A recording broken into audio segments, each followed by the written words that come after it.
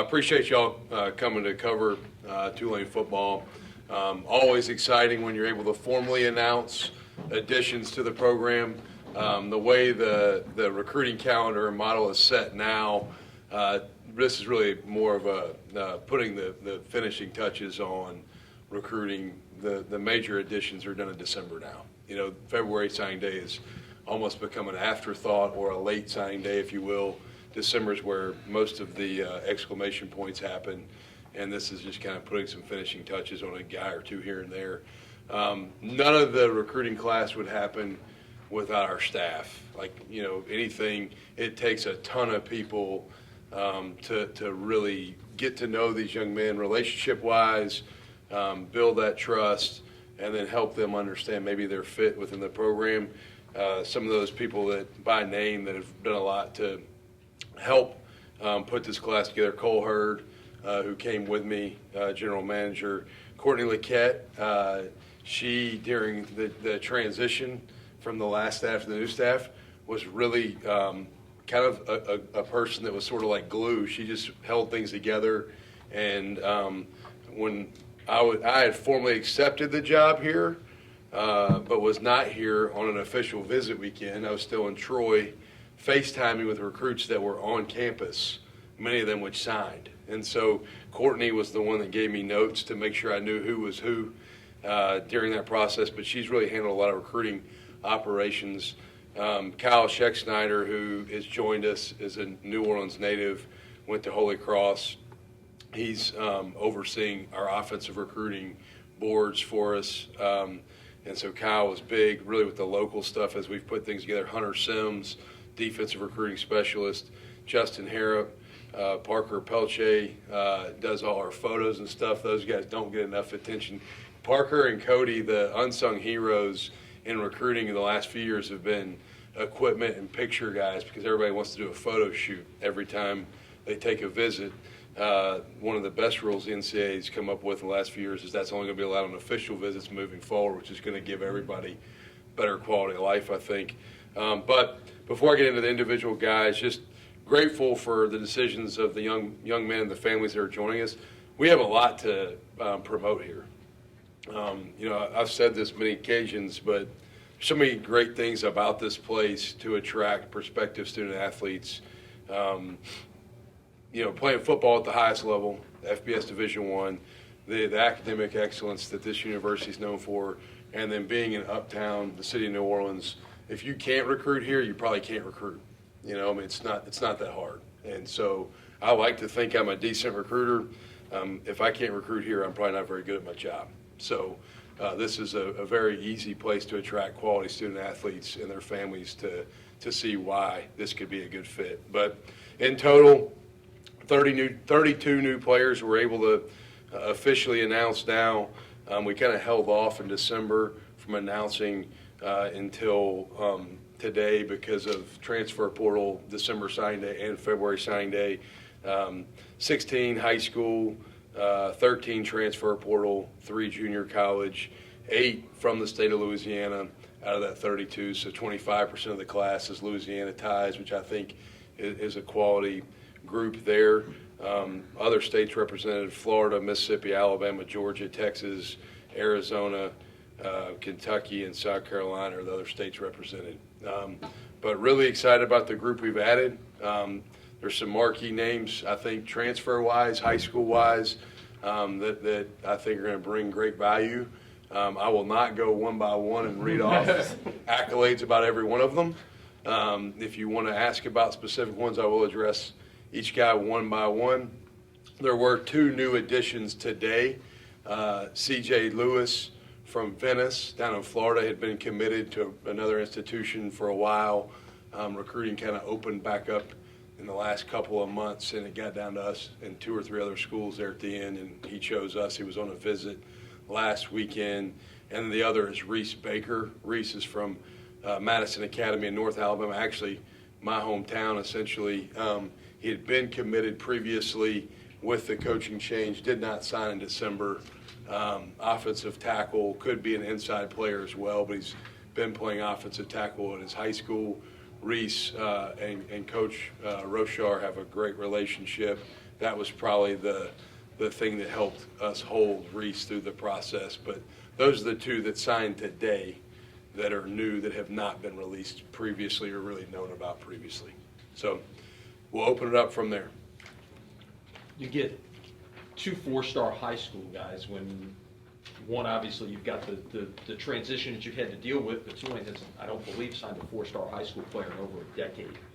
You just talk about those 2 guys and just the how maybe the level of player that you're able to attract has been elevated over the course of the last few years here. I thought everybody we signed was 4 stars. I didn't know that we only signed 2. No, who are they? I don't really, I'm not going to lie. I don't know who the 2 that you're speaking. I don't look at the star ranks. I know that sounds crazy.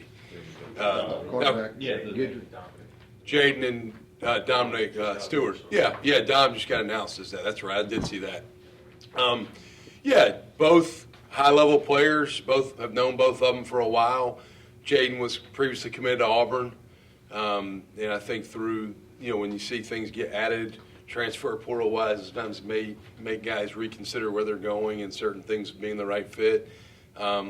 Jaden's recruitment was interesting. He's a mid-year enrollee. He's on campus right now, going through workouts. He looks like a really talented young man.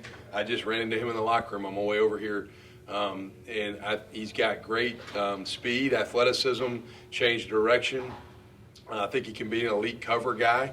Learning the football IQ piece at this level is going to be how fast can he develop and transition. And then Dominic Stewart is someone that I've recruited for a really long time. Went to Westlake High School, famously Cam Newton's school. But Dom really kind of came on my radar even bigger last summer. He was at an SEC school camp. And I was getting videos from that staff while I was at their camp going, hey, I don't know if we're going to take him here, but you should look at him. We got him committed at the previous place I was. He sort of reopened his recruitment kind of because SEC schools started offering him once he put weight on. And then when I took this job, his grandmother, Miss Helen, she probably recruited us as much as I recruited her because she said, Coach, we love you. We would love the opportunity to go to a place like Tulane that's got great academics and a great city, and so it was a great fit. He's also already on campus. Both those guys are mid-year enrollees. Dom's, played an offensive lineman, extremely athletic. May be able to use him some as a jumbo tight end and some other stuff and put him in an eligible number with the way he moves, but excited about both those guys. Sean Baptiste, coach. Yeah. Local kid at Yeah. from Troy. I felt like I felt like I stole him out of here last year when I got him out of here. When he came to Troy, I thought, wow, how did we get this kid to come out of the city of New Orleans? Fantastic kid, fits Tulane really well. Once again, family's really excited that he's returning home. He played in 4 games and still redshirted last year. Played his 5th game in the bowl game for them there. Really a heavy-handed striker at the line of scrimmage. We'll start at the field end spot, which we have a huge need there right now to kind of build frontline starting players and then also depth. But a high character, high academic kid, local, which is another nice piece. But he's excited to be back home, and I'm excited to be able to bring him home. Think very highly of what he can become. You mentioned 8 out of 32 from Louisiana. Going forward, is that something you'd like to see increase? Obviously, in the transition, you had to recruit to where your comfort level was, perhaps. But is that something you want to see grow?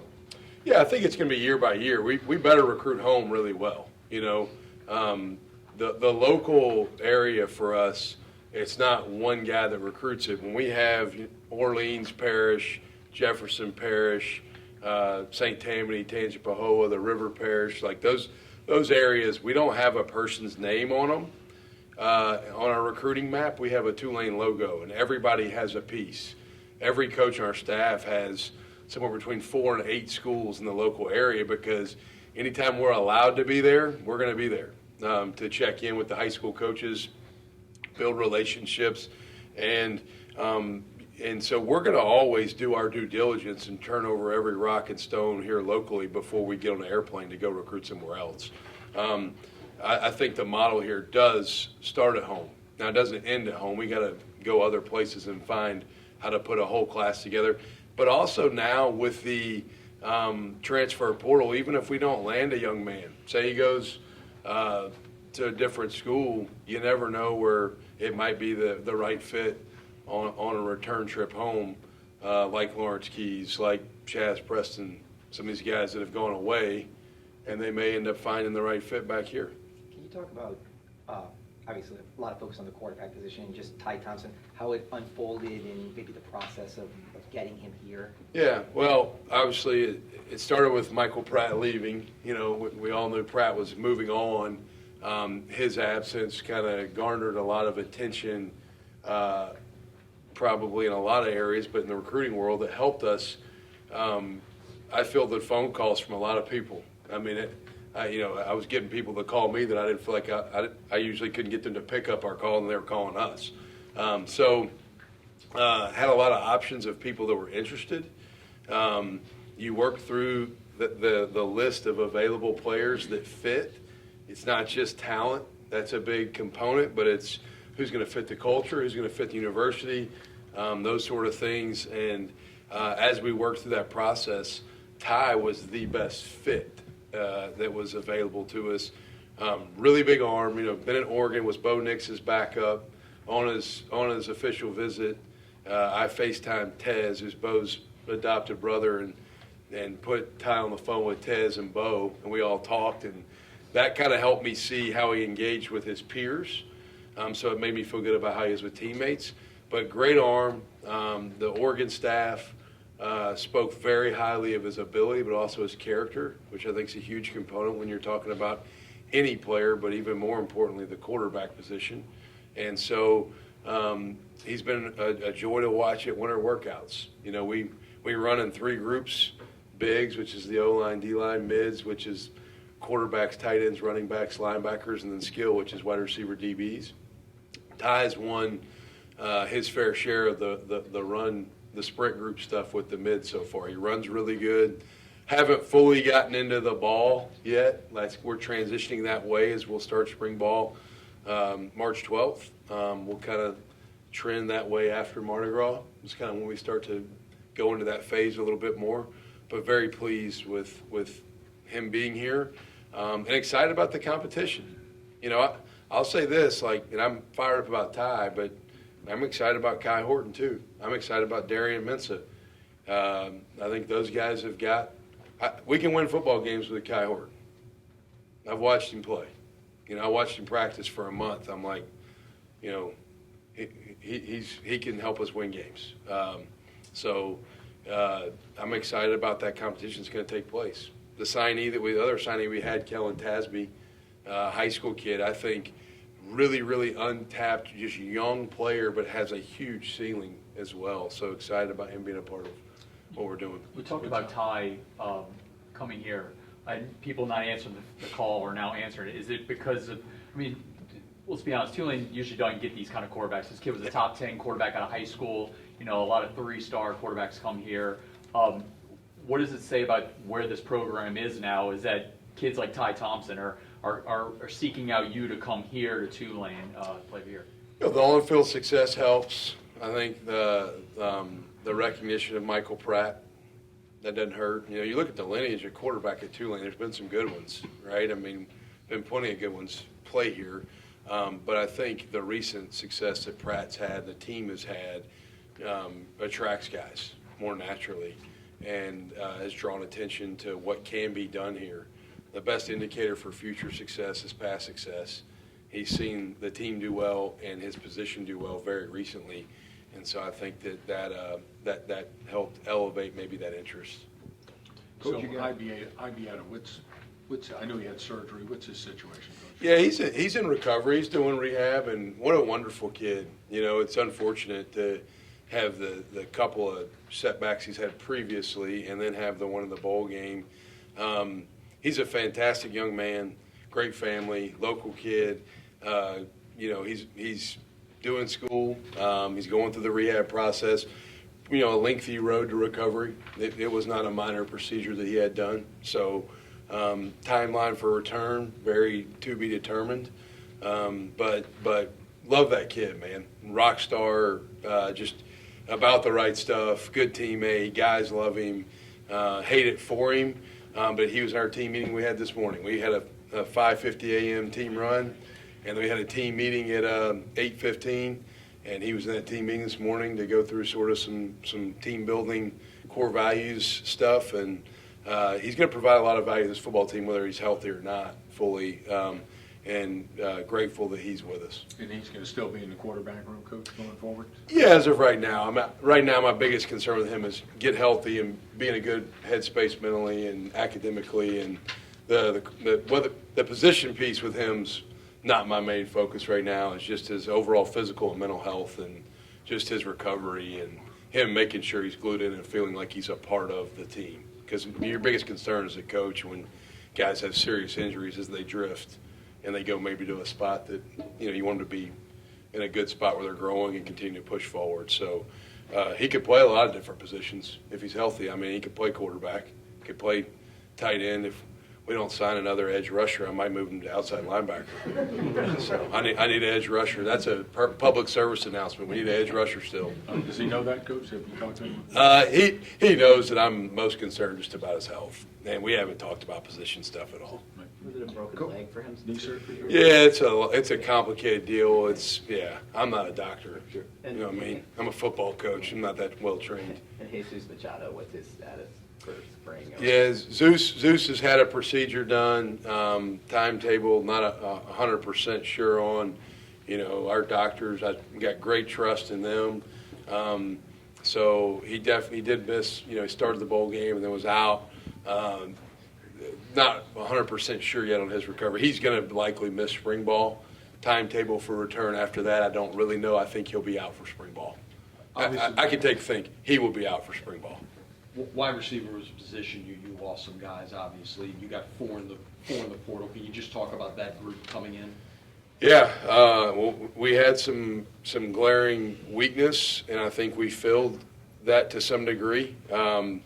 I think you look, Shaz is a big name because he's coming back home and he was a highly touted recruit. I think Shaz can play to the field. He's got some position flexibility and versatility. What I mean by that is to the boundary at X, you usually play with a bigger body. In the slot, you usually play with a smaller, quick body. And then outside of the slot to the field, you usually play with sort of a combo flex guy that can maybe move around and do more things. That's how I see Shaz. He's run fairly well in the drills we've had so far, and so I'm excited about his position flex. Mario, he's got juice. I mean, he can go. Like when you watch our short area stuff, man, he can go. He's got a top-end gear too. I think he can add a different dimension to the offense. And then Therese, trainer from Idaho, bigger body, X, to the boundary, outside guy primarily early in the installs. I've been very pleased with him. He reminds me of a guy we had at Troy that I think was a good player, and so I'm excited about where he's at. And then Jalen, JG, he's kind of maybe a combo flex guy that could play some X, could play the field some. We'll kind of, as we go through spring, be able to assess where he best fits.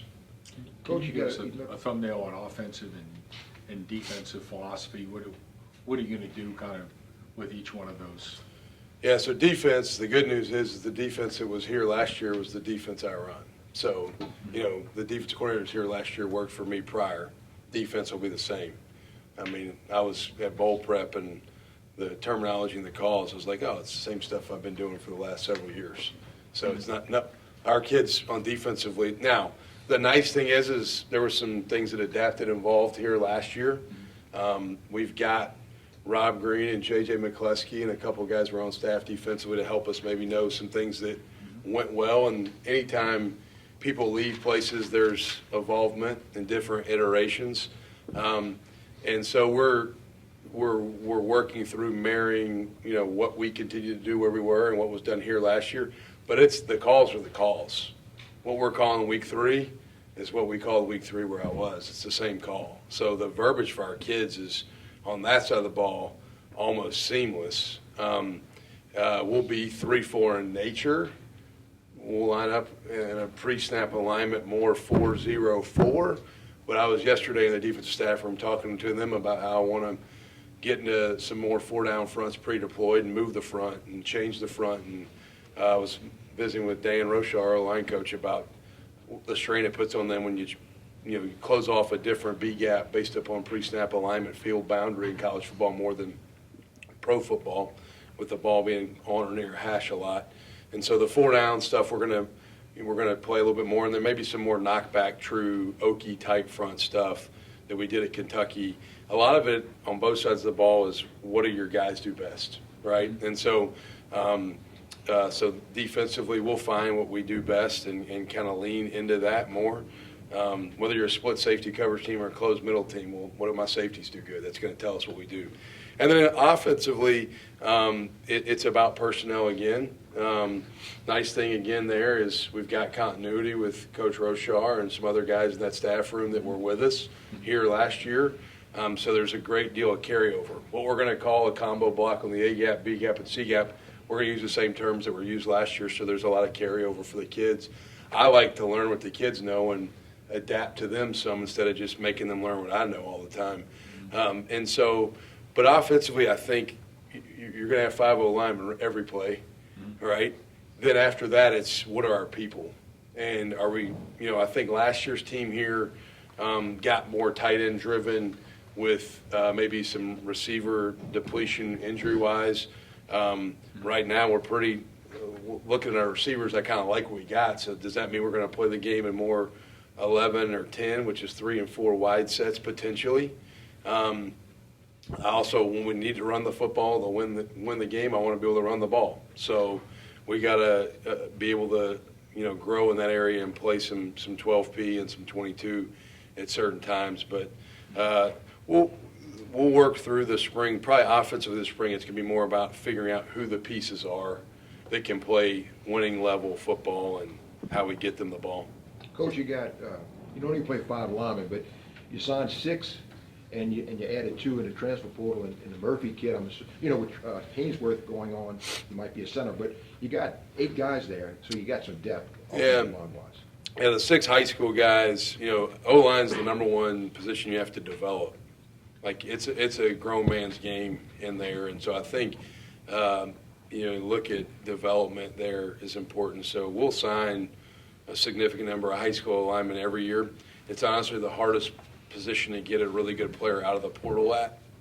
They're coveted at every level, and I don't care if you're NFL, college, or high school, O-linemen are always coveted. And so that's why it's such a big high school class. And then the transfer that you spoke on, Vinny, has played real snaps. He was a South Carolina signee out of high school, transferred to Western Kentucky, was a 2-year starter there in a successful offensive system, and so he's got skins on the wall. He's been in the fire and played the game at a high level.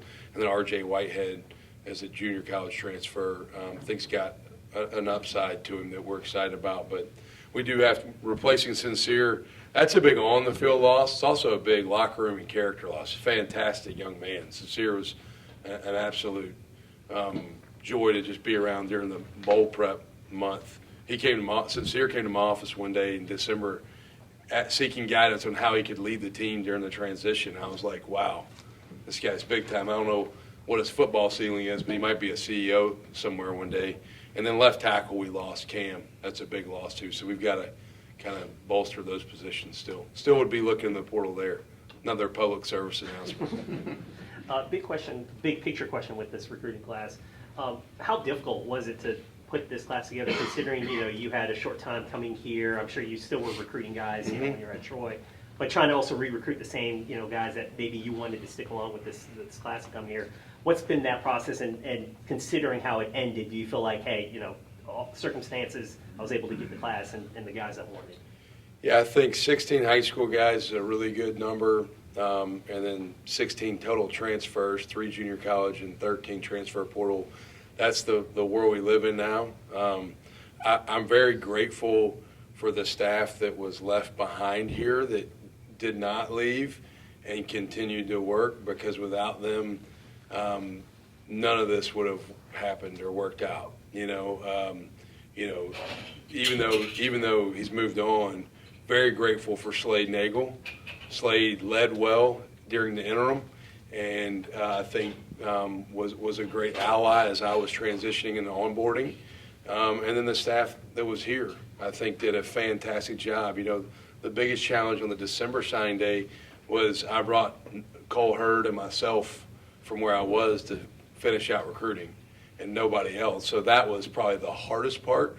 Once we got through the December signing day, I've kind of felt like I've been on a smoke break a little bit. It's been a lot easier because I've had help. If I can follow up, I'm sorry, Gary. No, go ahead. Back to Thompson, I know when you have a kid that's living in a Power 5 and they have other Power 5 offers, just the importance of the NIL initiative and, what they meant to that, and maybe how hard or easy it was, knowing there was competition out there. Yeah, there's no secret that the world we live in, NIL matters, right? The way we're going through the transfer portal process, though, with recruits, if that's the first question they ask, the next answer they get from me is bye. I want guys that love football, that care about the right fit, and making that decision before they want to know, hey, do you have a collective? If that's what their first question is, then it's probably not the right fit. Now, do we need to have a strong NIL initiative to be successful? Yes, very much so. And if you do not, you can either, no different than the transfer portal, you can either embrace it or die. NIL collective world, you can adapt and embrace it and evolve, or you can die. And while it's, a part of what we do, it's not the first conversation. But you don't get great players without them being aware that that is alive and well and functioning healthy at this level anymore. Does not exist. And so, but the beautiful thing is on all the transfers, all the high level ones, like Ty, the ones that are the marquee names, Marrero, those guys, Shaz, that didn't come up in my conversations. That was not a part of my conversations. My conversations with them were, hey, here's where you'd fit on the field. Here's the academic opportunities. Here's the connections that coming to Tulane can give you, and they start to see some of that. And then if a guy walks in and the first question he asks for me is collective NIL, the number, I'm pretty much out. You inherited your strength coach at Troy, and you brought him with you here. Obviously those guys are unbelievably important to a program. What do you like about him? I mean, I love Whit. I've told the story. When I took the job there, I had every intention of bringing a different strength coach that was going to be my own. The first thing I did when I took the job there was I met with about 15 players that were leaders on the team, and I asked every one of them, hey, nobody's been happy with 5 wins a year. What 2 things do you think need to change immediately to get this thing better? And what 2 things do you think I need to keep the exact same? And every one of those young men said, keep Coach Whit. And I thought, wow, okay. And I wrote those down and I tallied up what everybody said. And then I started to have more intentional, detailed meetings with Rusty. And I figured out through those meetings that me and him were more alike than different and very much aligned. He's been in college football a long time. He's also, when 9/11 hit, he left the coaching profession, went and joined the Army and became a Green Beret. So he's a pretty tough dude. The culture of your program is driven in a lot of ways by your strength and conditioning staff and your athletic training staff. And if you want to have a tough football team, you better have tough people in those areas. And so Whit, he looks at our players like his sons. He treats them like his sons. He is very demanding without being demeaning. And our players, I think, will fall in love with what he's about. They already kind of have. I mean, a lot of the guys have been raving about the strength piece that we've already kind of presented. So he is a very demanding, detailed dude who brings it every day. As far as the toughness aspect of it, I mean, especially with the weather here in September and October, do you plan on emphasizing that a part of it, and is that kind of how you coach? Yeah, I mean, I think toughness is a talent. It's one of our core values. I think it's trained. Nobody's born tough. We're all born as babies, and we're all naturally soft when you're a baby. I think you have to train yourself to become tough mentally and physically. Now, I'm also into being smart tough and not dumb tough. You know, I'm not going to ask the guys to go run into a wall and see how that feels. That'd be dumb. But I also think it's important for our guys to understand that this is a physical, tough man's game, and tough teams win. You know, I think Tom Izzo had the quote, "Players play, but tough players win." I want tough players because they win. And usually guys that love football are tough. Appreciate y'all. Thank y'all for being here.